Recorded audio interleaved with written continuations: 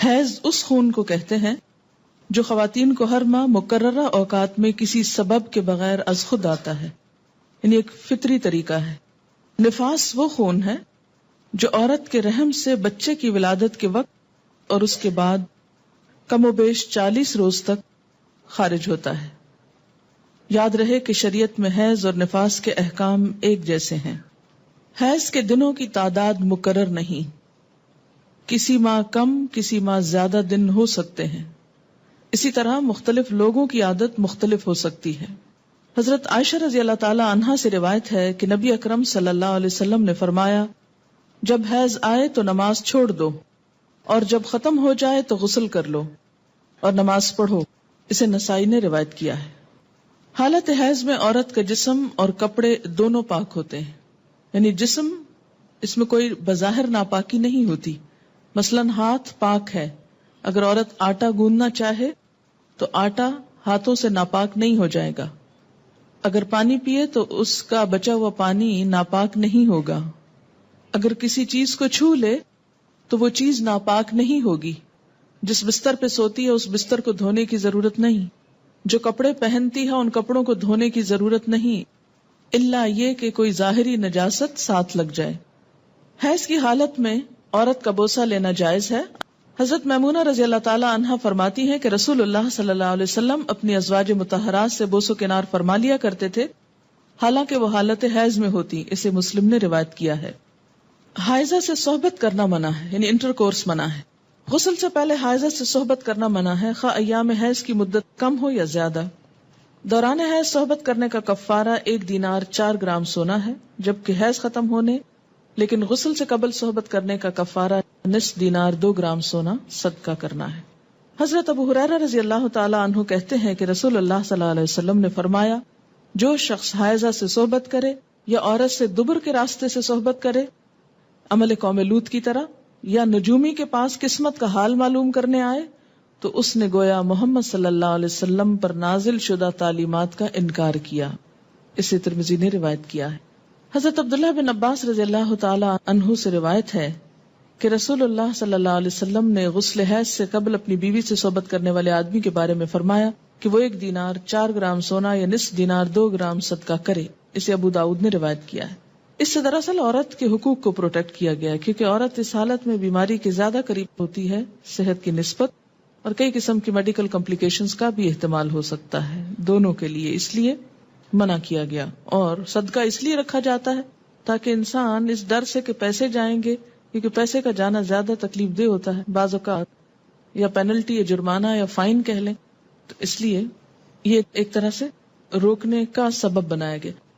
حائضہ طواف کے علاوہ باقی سارے مناسک حج ادا کر سکتی ہے۔ باقی مناسک حج کیا ہیں؟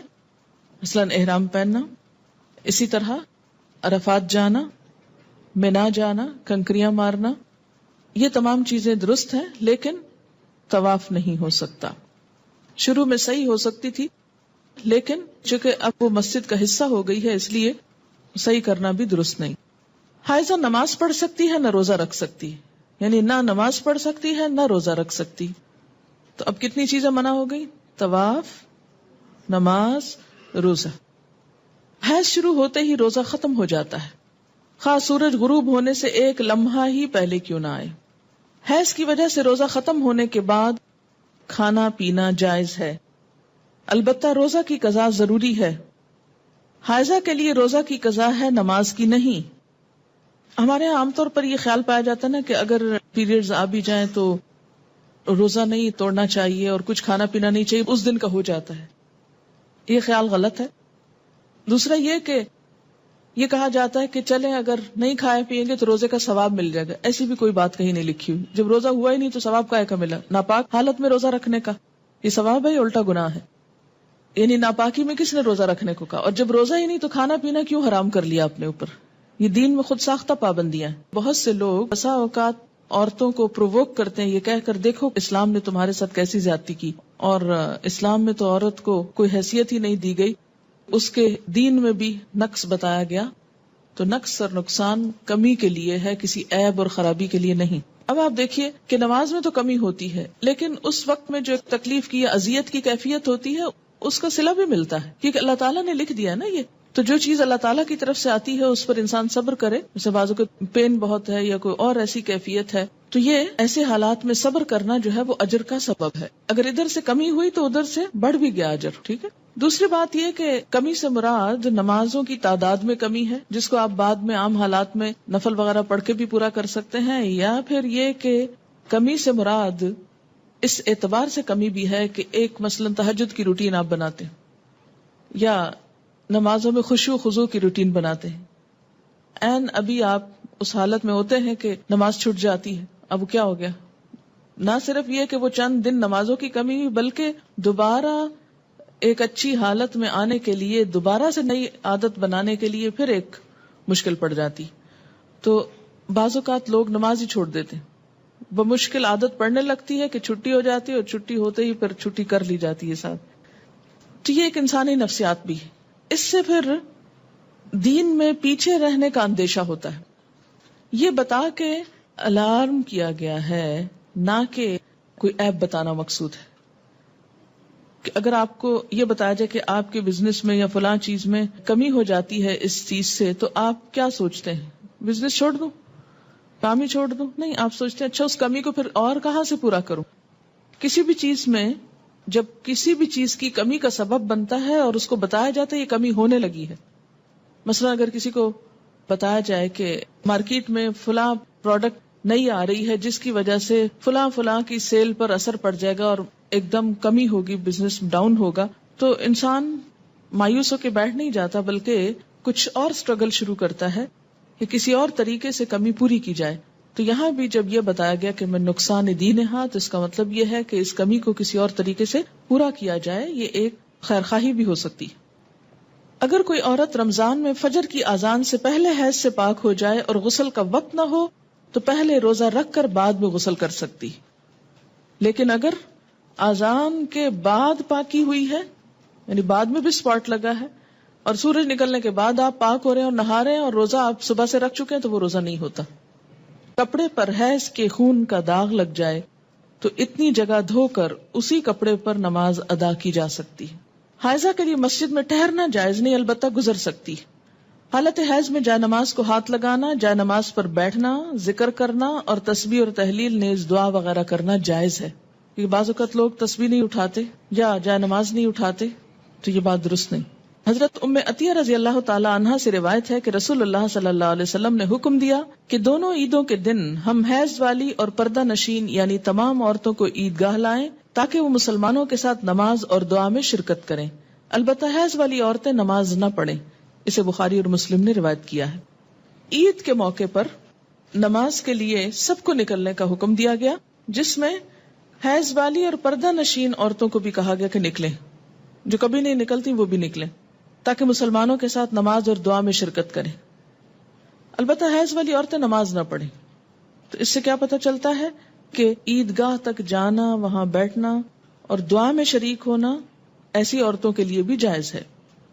حیض کا خون نہ لگے تو حائضہ کے کپڑے پاک رہتے ہیں جنہیں دھوئے بغیر نماز پڑھی جا سکتی. حائضہ کا دوپٹہ یا چادر اوڑھ کر دوسری عورت نماز پڑھ سکتی. حیض سے پاکیزگی حاصل کرنے کے بعد اگر خاکی یعنی براؤن یا زرد یعنی یلوش پانی خارج ہو تو دوبارہ غسل کرنے کی ضرورت نہیں. حیض سے پاکیزگی حاصل کرنے کے لیے بے جا عجلت اور بے جا تاخیر دونوں سے کام نہیں لینا چاہیے. بے جا عجلت کا کیا مطلب ہے کہ انڈیو جلدی، یعنی ہے کب پاک ہوگی، کہیں نماز نہ چلی جائے، کہیں روزہ نہ چلا جائے. اچھا نہا لی، پھر دیکھا کہ ابھی تو نہیں پاک ہوئے، پھر نماز چھوڑ دی، پھر روزہ توڑ دیا، پھر نہا لیے. تو یہ کھیل نہیں بنانا چاہیے اس کو. اسی طرح بے جا تاخیر کے پاک بھی ہو چکے ہیں لیکن نہائی نہیں رہے، محض سستی کے مارے کہ اچھا ایک دو نمازیں اور چھوڑ لیں، آرام کر لیں، تو ایسا نہیں کرنا چاہیے. غسل حیض میں تاخیر ہونے پر قضا نمازیں ادا کرنا چاہیے. یعنی اگر کسی وجہ سے پانی ختم ہے، پانی نہیں ہے، یا کئی سفر کی حالت میں ہے کہ ٹائم پہ نہیں پہنچے آپ کہ نہا سکیں، یا کوئی وجہ بن گئی، یعنی جان بوجھ کے نہیں ہو گیا ایسے، تو پھر کیا ہے، جب نہا چکے تو پچھلی نماز لوٹائیں. مستحاضہ حسب عادت ایام حیض کے بعد غسل کر کے نماز پڑھیں. مستحاضہ کون ہوتی؟ حیض کے علاوہ جو بلیڈنگ ہوتی ہے بیماری کے طور پر، وہ استحاضہ کہلاتی ہے. یعنی سارا مہینہ سپاٹنگ ہوتی رہتی ہے. تو اس میں کیا ہے کہ جو حیض کے ایام ہیں جن میں بلیڈنگ فرق ہو جاتی ہے، مثلا تھکنس ہے یا اس کی اور علامات معلوم ہوتی ہیں، یا اس بیماری کے شروع ہونے سے پہلے ایام حیض کی جو ڈیٹس تھی یا جو عادت تھی اس کے مطابق نہا لے اور باقی دنوں میں نماز پڑھتی رہے خواہ سپاٹنگ ہوتی ہے۔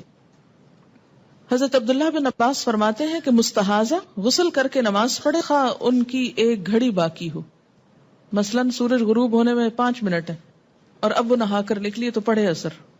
جب عورت نماز ادا کر چکے تو پھر شوہر اپنی بیوی سے صحبت کر سکتا ہے کیونکہ نماز افضل ہے، اسے بخاری نے روایت کیا ہے۔ حائضہ پاکیزگی کی حالت میں جس نماز کے اول یا آخر وقت میں سے ایک مکمل رکعت ادا کرنے کا وقت پالے اس وقت کی قضا نماز اسے ادا کرنی چاہیے۔ مثلا ظہر کی اذان ہو چکی، آدھا گھنٹہ گزر گیا، آپ نماز پڑھنے جا رہے تھے، پتہ چلا پیریڈز ہو گئے، اب نماز تو نہیں پڑھ سکتے، لیکن چونکہ وقت نماز کا داخل ہو چکا تھا اس لیے یہ نماز آپ کی ذمہ ہو گئی۔ اب جب آپ پاک ہوں گے تو یہ نماز دہرائیں گے۔ اور اسی طرح اگر عصر کا وقت مثلا ختم ہونے سے آدھا گھنٹہ پہلے پاکی حاصل کی، اب نہانے میں 20 منٹ لگ گئے، 10 منٹ باقی ہیں، اور جتنی دیر میں مصلی بچھایا مغرب کی نماز ہو گئی۔ بعض اوقات ایسا نا سردی ہوتی ہے، دروازے بند کرتے جائے نماز بچھاتے کرتے ٹائم ہو جاتا ہے، اتنے میں اذان ہوگی، اب مغرب پڑھ کے کیا کرے؟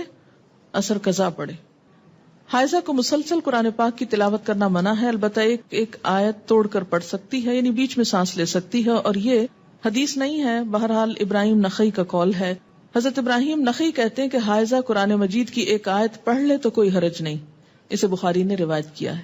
یعنی اس معاملے میں علماء اور فقہاء کے درمیان اختلاف ہے، بعض کہتے ہیں کہ آیت میں سانس لے لے بیچ میں، کٹھی نہ پڑھے، اور بعض یہ کہتے ہیں کہ اگر پڑھ لے تو حرج کوئی نہیں ہے، کیونکہ کسی صحیح حدیث میں منع نہیں کیا گیا۔